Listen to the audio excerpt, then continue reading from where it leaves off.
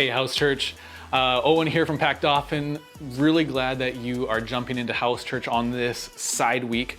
So as we reflect on the sermon from this past Sunday, we're gonna walk through our light bulbs, our question marks, and our arrows around the sermon. So just a couple of things to kind of maybe tee those ideas up for you. So our light bulb, though that aha, oh, I didn't consider this moment.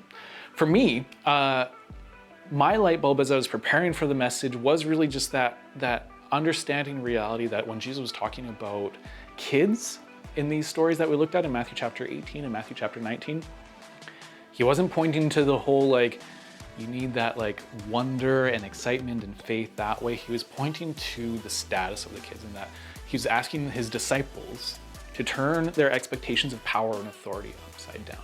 And that was one of those moments for me that was like, oh, okay, this is different than what I remember reading this story like when I was a kid. My question mark for myself as I prepared and really for you is, so if I want to make space for people who are in those kind of fringe demographics, how do I actually do that?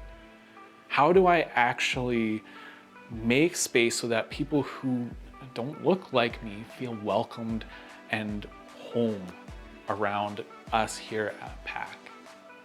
And then my arrow, my conviction point is that for me, especially, I really need to be intentional in listening and engaging with those communities in a way that positions myself back, right? Like one of the analogies that came to mind for me was that it's that idea of that, like, if I'm sitting in the car with Jesus, how do I put myself in the back seat so somebody else can ride shotgun with him?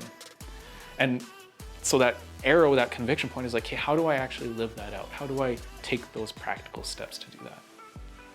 So I'd love for you to dive into those things here for your house church time and engage with our sermon as we talked about how we make space for people around our demographics prayer. Have a great house church.